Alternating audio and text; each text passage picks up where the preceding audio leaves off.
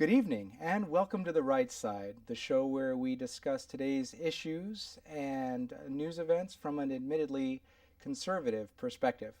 I'm Chris Pareja, your host this evening, and I'm joined by Tom Vaillancourt, who's our guest for this show. Tom, thanks for joining us. You're welcome. So tonight we're going to be talking a little bit about the Affordable Health Care Act, as it's officially known. By others, it's known as the Unaffordable Health Care Act, and by yet others, it's Obamacare. So you actually have taken the time to read a significant amount of the legislation. And actually, I had read 500 pages of one of the first drafts, and I haven't met too many other people who are that masochistic that they would go ahead and tear into it in detail. But why did you get started doing this in the first place? Well, as Obamacare was unfolding and I was watching how our elected representatives acted and put it forth and how it was passed, I felt that there was a whole lot of freedoms that were about to be lost. So I got involved as far as I wanted to learn about Obamacare, and there was so much information going on, and so much of it was erroneous, that I felt that the only way I could really understand it and find out what it was all about was actually print it out, read as much as I could, but more than read it, because no human being can read this stuff, I wanted a reference manual. When somebody came up to me and said, Obamacare insists that they put chips in everybody's wrist, I'll say, show me in the bill. What section? What title? Where is it involved in the bill? So I could actually, not the bill, the law, the law. So I could actually look at the law and either refute or support someone's allegations. But I really wanted a very clear picture of what Obamacare or the Affordable Health Care really meant. Okay. And so I know that in my house, when I got a certain way in, it was actually illegal for me to discuss the bill anymore because I was doing it at a level that was scaring the children. Were you banned from talking about it in your home as well? Or? Oh, no. My kids learned a long time ago that I talk about a lot of politics. Okay. I've always been interested in what's going on in politics. But it wasn't until I retired that I had the time to get involved as far as really researching everything in politics. Okay. And so as soon as someone starts using the term Obamacare, people automatically assume that you're a crazy right-winger who hates old people and wants to see the health care bill overturned and old people pushed off of cliffs in wheelchairs, etc. Just to clear the air a little bit, is there anything in the bill that you saw that you did like? Well, first let me talk about pushing Granny off the cliff. I love that one because it's the Democrats who are taking $500 billion, that's $500 billion out of Medicare to pay for Obamacare. Right. It's the Democrats who are doing it. I mean, not one Republican voted for this bill. Not even Olympia Snowe voted for this bill. So it's really that kind of money out of Medicare is really, really going to hurt the older people. But that's done by the Democrats, not the Republicans. Well, but especially when we have the largest population of seniors moving into the system at the same time that they're taking and I've actually heard $575 billion out of it. That does sound like a recipe for disaster. It certainly does. And being of the age where I'm on Medicare, when you go out and actually say, I want medical care, so I need to find a doctor, there are many, many doctors today who will not take new Medicare patients. Right. They just won't do it. Right. Because of the problems with Medicare. Right. Okay. And the non-payment or paying at rates that were previously there. The rates that are too low, or it takes forever to get paid. And the other thing that's happening that's interesting, because I've talked to some doctors about this, that as a lot of these doctors get older, as the generation ages, a lot of their patients now are shifting from regular insurance to Medicare. Right. So that some doctors who are in their late 50s, early 60s, it's getting so 60-70% of their patients are on Medicare. Right. And it's creating huge problems for them. Right. Well, interesting aside, I was talking to a doctor just in the last couple of weeks, and he had shown me a letter from Medicare. He doesn't accept Medicare, and he actually accepts cash payment from people who come to his office and treats them at a cost that's much lower than Medicare would pay for an equivalent service. And he was told that he needs to report these people as having seen him anyway, or face up to a $2,000 fine per visit for not disclosing to Medicare itself that he's seeing the patient. I've not heard that, but I do know that when I personally was looking for a physician, and after going through many, I found one, and the first question is, what's your insurance? Medicare. We don't take Medicare patients. So I said, well, I need a physical. I'm willing to pay for it out of my own pocket. How much is it? Oh, no. We can't take money. We have to take. We can't take money as long as you're insured under Medicare. So basically, you've got a situation where the doctors are really between the proverbial rock and a hard place. Right. Yeah. So back to the question. Okay. What do you like about it? Well, there's a couple things in the OBAMACARE or the Affordable Care Act that are good. Number one is that we have to find a way to keep insurance companies from throwing people off the rolls when they're sick. We've got to figure out a way to have insurance follow the people. We've got to figure out a way to get the pre-existing conditions problem solved. Right. But most of all, we've got to figure out a way to get the cost down. Now, Affordable Care Act or Obamacare dictates, and the name I like for the Affordable Care Act is healthcare as dictated by Obamacare, because I think dictated is such a good word. It really applies. I mean, you can look in here, and you can see how massive this is. Right. And there's just no way. I mean, it's just massive regulation after regulation. Well, and that, for people who don't know, and I do know that is the actual bill itself, or the law. The law, not the Right. bill. That's Public Law 111148. And what people also don't realize is that this was a framework for other laws to be written by the Health and Human Services that are completely outside of constitutional or congressional supervision. These unelected boards are able to create laws as they'd like. Yeah, what most people don't understand is in the law, and I read this in a Wall Street Journal article, that in this law there is at least 1,536 times that the secretary shall appears. Right. Which means the secretary of HHS, Catherine Sebelius, is really writing the rules and the regulations of the law. Yes. There's one that said that all our medical records are going to be in a database in Washington, D.C. Yes. That particular law that particular rule is 26 pages long, 3 columns per page, number 8 font. There's other rules that came out. Some of them are 644 pages long. It just goes on and on and on. Right. But her department are writing the laws, and they have the force of law. And this is what most people don't understand. That because it says the secretary shall, whatever she decides, and she's not elected. Right. And the people that work for her are not elected, but what they come up with has the force of law. Right. And there were actually components that I saw that said that if you were unhappy with the government for the service you received or didn't, you really had no way to address that. They could not be sued or investigated for your complaint. That's what I seem to remember saying. Well,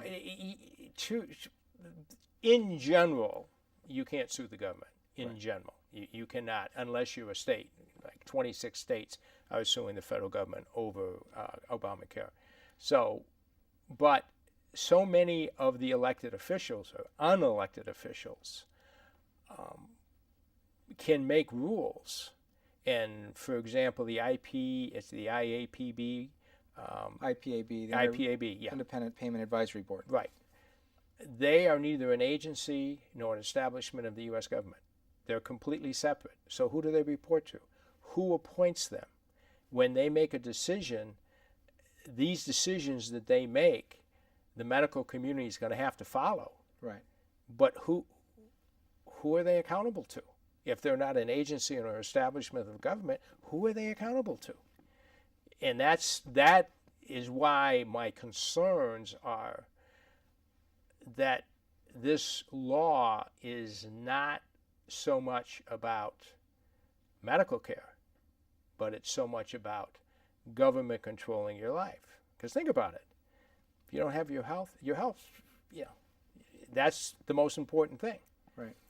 And this actually paves a way for being able to care for everyone before their first breath until after their last, or up until their last. Right.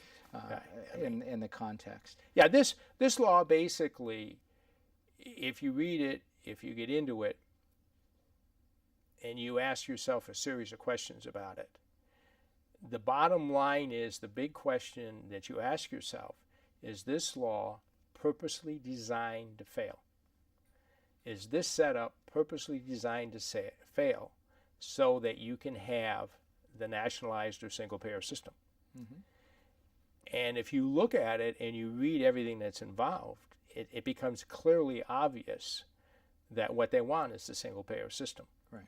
And that is a complete and total loss of your freedom to control your health in the way you want. It no longer will have anything to do with what your doctor thinks, what you think, what your family thinks. It's going to be what a government bureaucracy thinks.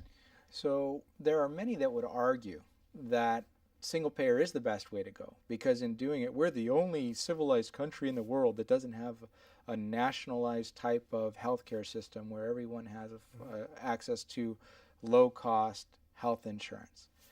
How would you respond to that? Well, I would respond by single payer system has basically failed every place it's tried. If you look at, let's just take Canada, our neighbor to the north. They have a single payer system. I have talked to at least 2 doctors who moved here from Canada, and they will tell you a couple of things. Number one, Canadians who live on the southern border, so they have access to hospitals like in Detroit or Buffalo or Seattle, actually carry medical health plans in this country so they can get medical care. Right. That's number one. Number two, you see people from all over the world, they may have a single payer system, but they come here for medical. They come here for their treatments. There was a big thing in the news where a leader of a province in Canada flew to Miami for heart surgery where he paid for it. Now, a leader of the province is something like a governor of a state. I mean, this is a pretty big shot. Yeah. So obviously, how well is the system working up there? And then you can take it even further. In Canada, it is against the law to pay for your own medical care. It's what we would call a felony to pay for your own medical care. Yet it is going on all the time, and the government knows it's going on, and they're not saying anything because that's the only way people are getting medical care. Well, I mean, my wife is Canadian, actually, and so my sister-in-law, interestingly enough, is an emergency room nurse. Uh-huh.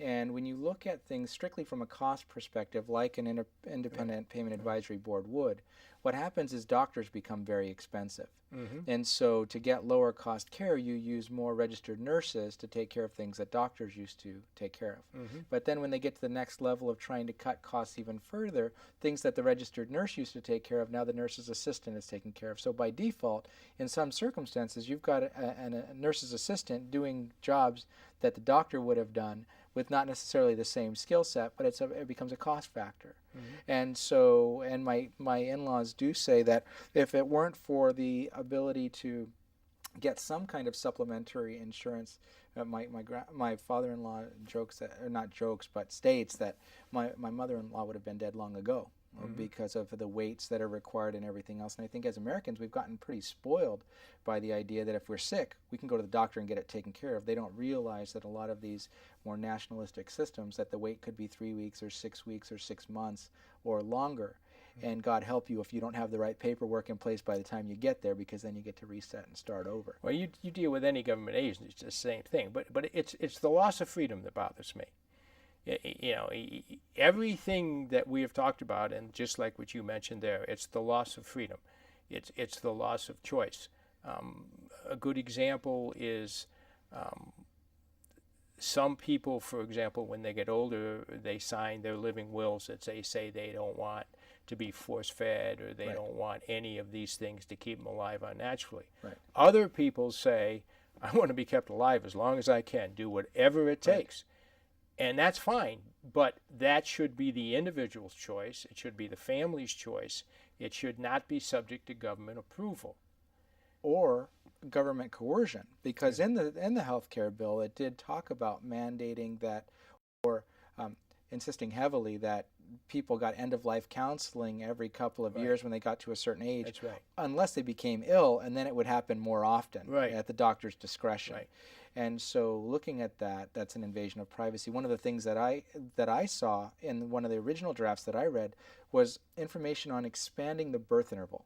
So, for example, if the government deems that you're having your children too closely together, someone could show up and counsel you on how to spread them out more effectively. Right. And when the government begins to do that, similarly to what they do in China with the one-child policy, I think that we definitely lose a lot of freedom, especially when we're in a country where we have had forced abortions or forced sterilizations in the past. And even was talking to a doctor of obstetrics the other night and said that even in the 90s it was common protocol in California in certain universities to go ahead and deliver the babies of illegal immigrants, as an example, and sterilize them all in one procedure.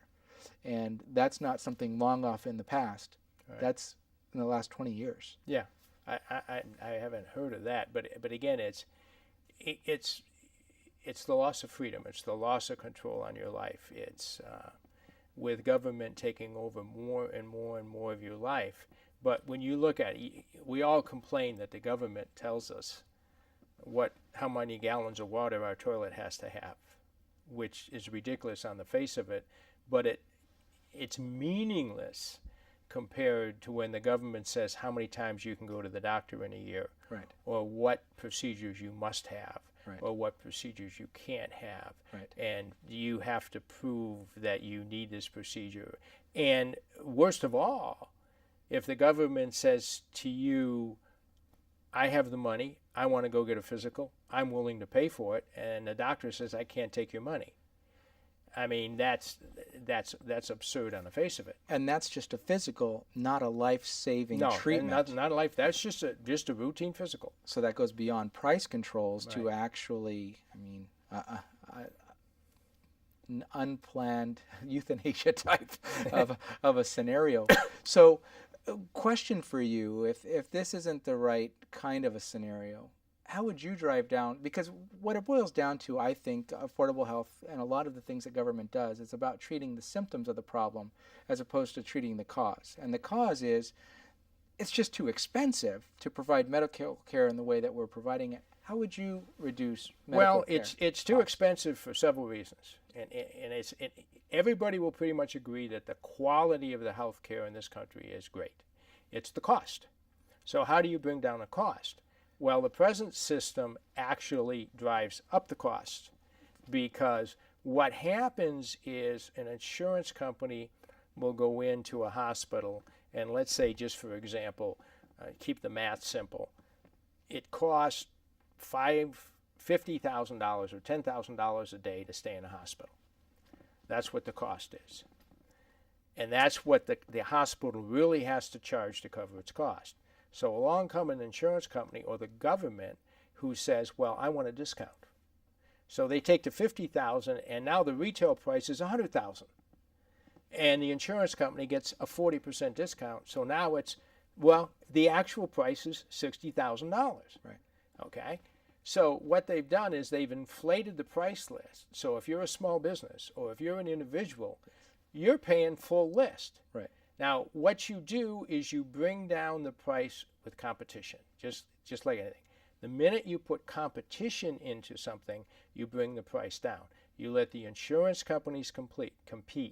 Mm-hmm. You let doctors compete. That you can see the natural result of, for example, technology. That because of the technology in medicine, more and more doctors now are going into practices like Kaiser or like medical groups so that they have somebody to handle the technology. But the problem today is that technology has created codes. So you go to the doctor and you say to the doctor says to you, well, you should have a colonoscopy. How much does it cost? I don't know. It's code. He can tell you what the code is, but he can't tell you how much it cost. So if we had a situation where it was truly the patient and the doctor discussing things, and there was the third-party system, the third-party payer, that's where the problem is. Okay. So we have about 1 minute left. Okay. It would be a quick answer. Do you think that the Supreme Court will uphold the individual mandate being constitutional, or will they deem it unconstitutional? I have no idea. I have no idea at all. You have 4 conservative, you have 4 liberals, you got Justice Kennedy in the middle. I have no idea what way he's going to go. But what really scares me is one man, the opinion of one man, is going to decide the medical coverage for 300 million plus Americans. So if your last name was Kennedy and you wore a robe, you would choose? Personally, I never would have even dreamed of making this a law. But I would choose. The individual mandate has got to be unconstitutional, because if they can tell you you must carry health insurance, they also can tell you, well, because it's better for your health, you should drive a Chevy Volt, and it's better for the country, or you should eat broccoli. If they can control your health, they can control you, and that's the problem. It's a matter of freedom versus government rule.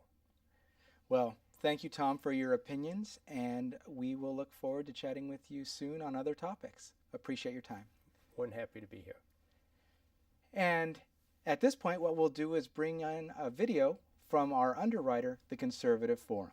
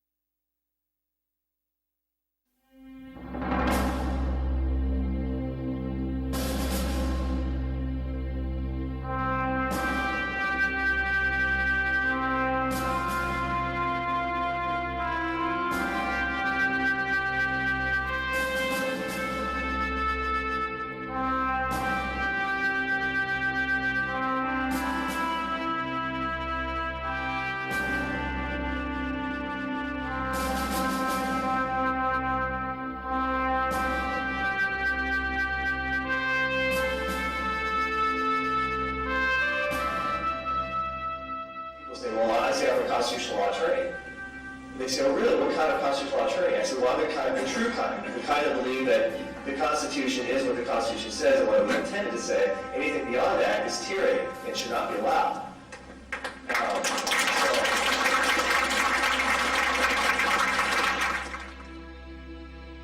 So it's come to this, my friends. You ready? The second American Revolution against a ruling class that simply lectures but does not listen or defend the American people. It is government versus the people. Am I right? Yeah. Look at the Electoral College example. Right? A leftist popular challenge to states' rights. You think the founders were brilliant people? Did they not know what they were doing by carefully calibrating to get the small states and the big states to come together? Why does Wyoming get 2 senators in California? Actually, I'd rather have Wyoming's 2 senators.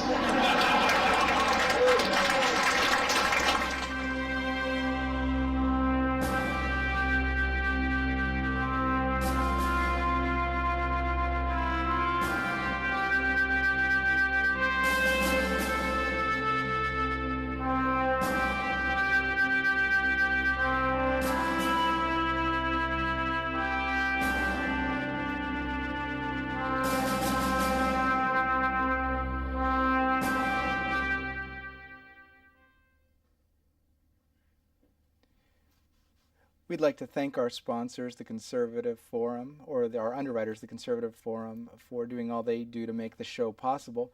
But you may want to learn more about them and the speakers that they bring to Mountain View to espouse conservative values and information. They meet the first Tuesday of each month at 432 Sterling Road. You can learn more at theconservativeforum.com.